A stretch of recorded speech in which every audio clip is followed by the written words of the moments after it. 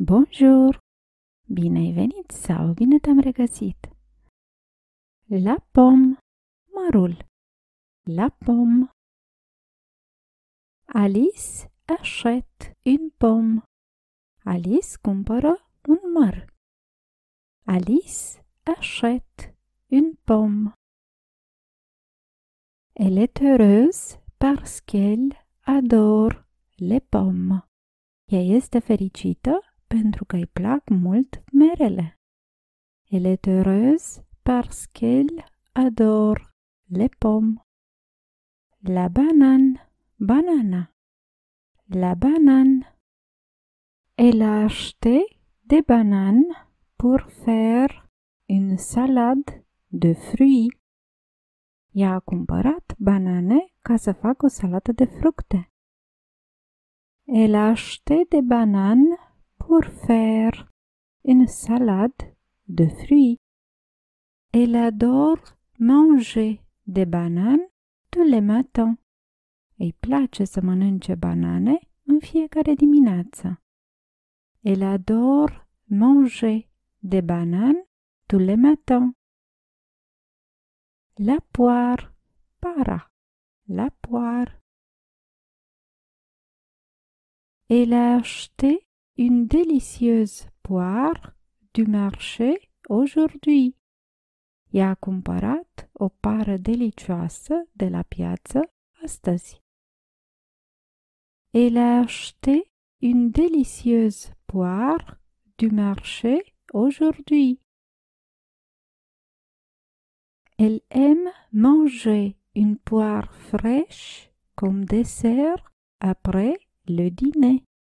Ei îi place să mănânce o pară proaspătă ca desert după cină. Elle aime manger une poire fraîche comme dessert après le dîner. L'orange, portocala. L'orange. J'adore boire un verre de jus d'orange le matin. Îmi place să beau un pahar de suc de portocale dimineața.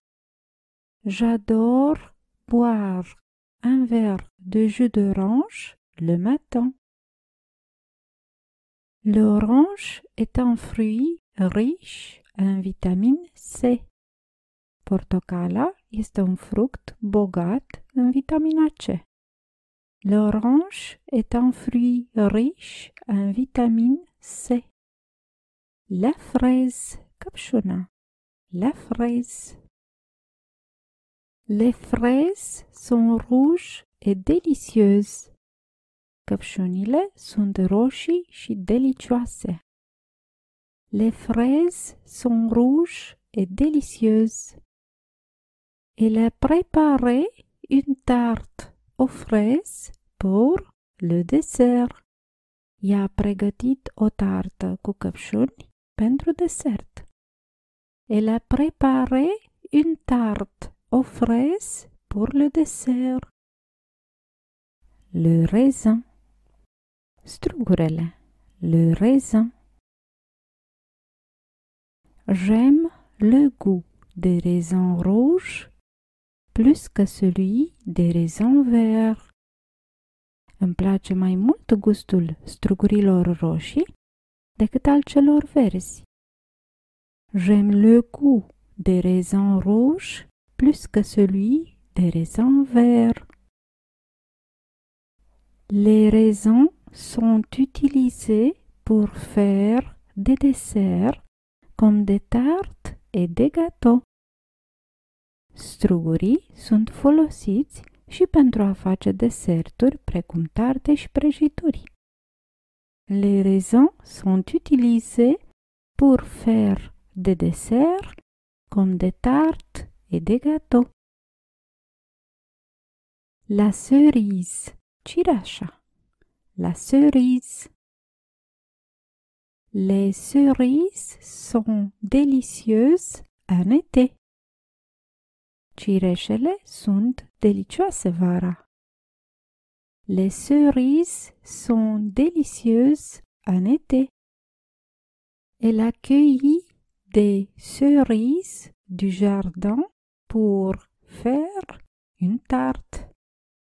Ea a cules cireșe din grădină pentru a face o tartă. Elle a cueilli des cerises du jardin pour faire une tarte. L'ananas, sau se mai poate pronunța și l'ananas, ananasul. L'ananas est un fruit tropical rafraîchissant. Ananasul este un fruct tropical revigorant. L'ananas est un fruit tropical rafraîchissant. Elle a préparé une salade d'ananas pour le pique-nique. Ea a pregătit o salată de ananas pentru picnic. Elle a préparé une salade d'ananas pour le pique-nique. La pêche, piersica, la pêche. J'ai acheté des pêches du marché ce matin. Am cumpărat piersici de la piață în această dimineață. J'ai acheté des pêches du marché ce matin. La pêche est un fruit qui est souvent utilisé pour préparer des confitures délicieuses. Piersica este un fruct care este adesea folosit pentru a pregăti gemuri delicioase. La pêche est un fruit qui est souvent utilisé pour préparer des confitures délicieuses. L'abricot, caïssa, l'abricot. J'ai acheté des abricots frais du marché et ils sont incroyablement sucrés. Am cumpărat caise proaspete de la piață și sunt incredibil de dulci. J'ai acheté des abricots frais du marché et ils sont incroyablement sucrés. Elle prépare une délicieuse tarte aux abricots chaque été. Ea pregătește o tartă delicioasă cu caise în fiecare vară. Elle prépare une délicieuse tarte aux abricots chaque été. La prune, pruna, la prune. Elle a acheté des prunes du marché pour faire de la compote. Ea a cumpărat prune de la piață pentru a face compot. Elle a acheté des prunes du marché pour faire de la compote. Elle prépare une tarte aux prunes pour l'anniversaire de sa sœur. Ea pregătește o tartă cu prune pentru aniversarea surorii sale. Elle prépare une tarte aux prunes pour l'anniversaire de sa sœur. La framboise, zmeura, la framboise. J'adore les crêpes à la confiture de framboise. Îmi plac foarte mult clătitele cu gem de zmeură. J'adore les crêpes à la confiture de framboise. En été, ma glace préférée est la glace à la framboise. Vara, înghețata mea preferată este înghețata cu zmeură. En été, ma glace préférée est la glace à la framboise. Le melon, pepenele galben. Le melon. Le melon est un fruit sucré et juteux qui est parfait pour une salade estivale. Pepenele galben este un fruct dulce și suculent, perfect pentru o salată de vară. Le melon est un fruit sucré et juteux qui est parfait pour une salade estivale. Quand il fait chaud, un smoothie au melon est une boisson parfaite. Când este cald, un smoothie cu pepene galben este o băutură perfectă.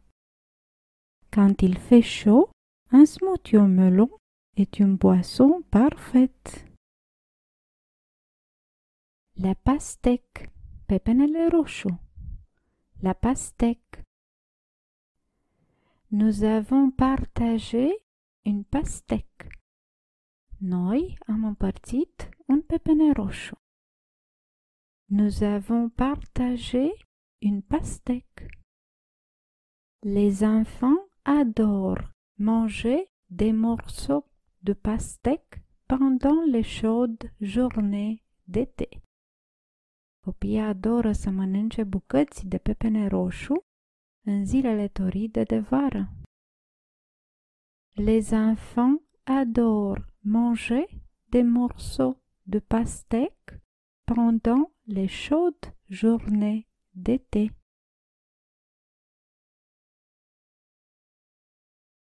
Vă aștept și la lecția următoare. A bientôt! Pe curând!